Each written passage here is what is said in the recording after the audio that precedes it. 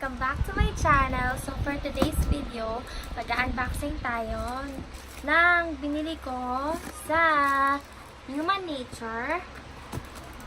And ang tagal niya dineliver. Actually, mag-1 month siya bago ma-deliver.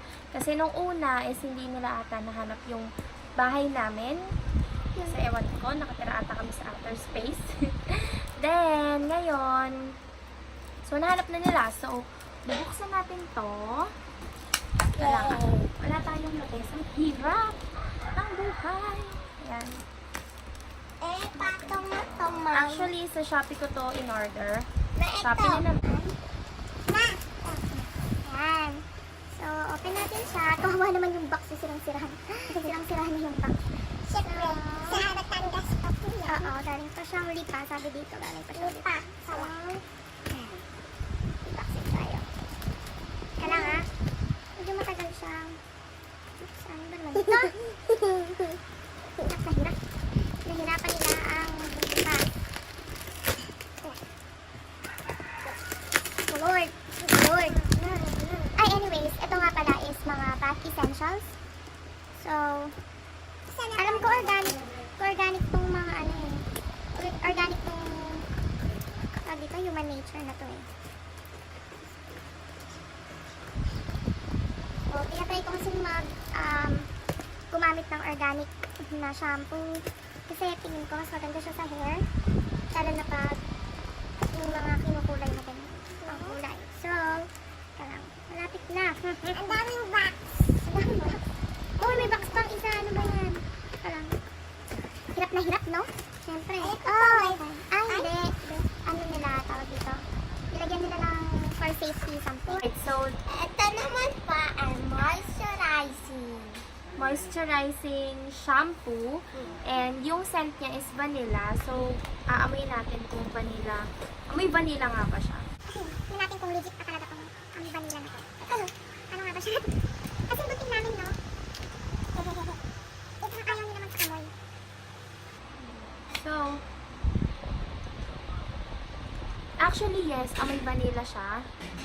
Mabango siya, pero may parang scent ng alak. Parang amoy candy. Vanilla scent na may parang amoy, vodka. Ganun yung amoy niya. And Sabi dito, moisturizing with Philippine cocoa nectar for dry rough hair. So, yan, titingnan nga natin kung maganda pa talaga siya sa buhok. And next thing is vanilla exfoliating bar din. And naamoyin din natin siya kung vanilla ba talaga siya. Puro vanilla naman pala tong nandito. Nourishing face toner. Ay, may plastic siya. So, pero naamoy naman. Actually, may vanilla siya. Vanilla talaga. And yung isa is nourishing face toner. Actually, ginamit ko na. Ito yung unang-unang Humannature na nagamit ko. Pero yung maliit lang yung tinry ko. Pero ang ganda niya. Actually, nakakawala siya ng acne. Medyo nakakaputi siya ng mukha. And gentle lang. Parang hindi siya kagaya ng ibang mga toner na matapang yung amoy. Ito amoy parang vanilla na may tomato na something. Basta gentle lang siya sa balat. Ito naman pa. This is strawberry. Yeah, Lucious Strawberry. Isa siyang hand and foot. Parang cream lotion. Tapos, amoyin din natin kung amoy strawberry nga ba talaga siya.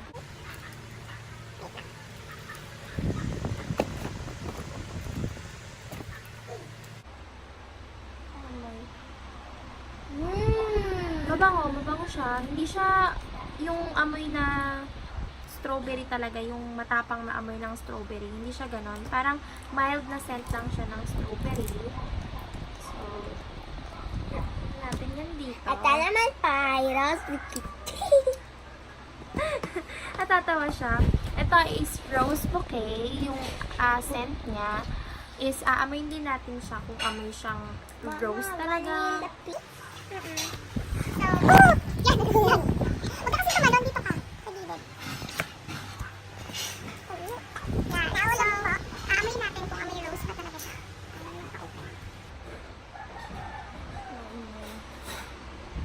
Iaamoy rose siya. Yung mga nabibili... langgam.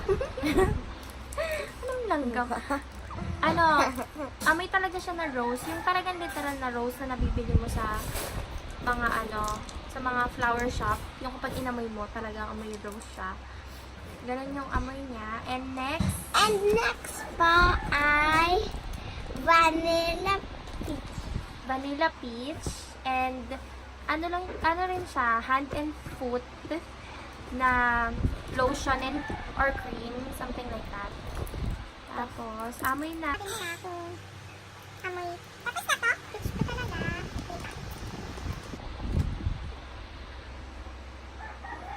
Oo, ang bango niya. Pero, mas strong yung scent niya kaysa dun sa dalawa. Kasi may halo siyang... Anong amoy? Mas nangingibabaw yung amoy ng vanilla.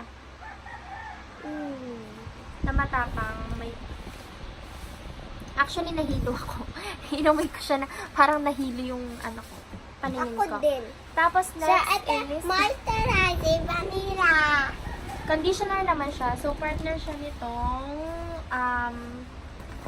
shampoo, vanilla, and conditioner. So, ito is my virgin coconut oil din. Tapos, for dry and rough hair. So, sabi dito is mineral oil free, silicone free, and paraben free. So, yung iba kasi natatakot dito pag sinabi nilang may paraben daw is parang for magkakaroon ka ng cancer and something. Parang cancer, pero ewan ko, wala pa naman akong cancer. So, ito may paraben. Tapos na yan eh. Ito yan o. Tomato. Ito yan yun. Eh, hindi mo naman sinabi tomato. Tomato. So, next is strawberry exfoliating bar. So, parang similar siya dun sa packaging ng Yves Rocher na alam ko meron yun sa MOA, pero iba yung almost similar, pero hindi na kasi yung sa Yves Rocher is parang siyang, yung packaging niya is parang glossy something siya, and amoy natin to If amoy strawberry talaga siya. amoy talaga. Sana, yan, nalaglag na naman siya kasi likot nitong batang to eh. Ito ako eh. Well, sabi nila strawberry, so yung color pink siya. Di ko maamoy, wala kasi akong ilong. Bango. Mabango siya. Parang may pagkasen siya ng papaya and strawberry. Papaya soap. So, meron dito. Actually, tatlo yan. Tatlo siya. Siguro mga 3 buwan ko magagamit to. 3, parang hindi pa pantay-pantay yung box niya. Hindi. 3 strawberry exfoliating bar, and then 3 din nung vanilla exfoliating bar. So, actually, ilang product pa to? 1, 2, 3, 6, 3 nung hand cream. So, 9, 10, 11, 12, 13. So, yung pang 13. Actually, 13 products siya. Ang halaga niya is actually 1,436 pesos. So, Thank you. hindi pa thank you. Wala pa.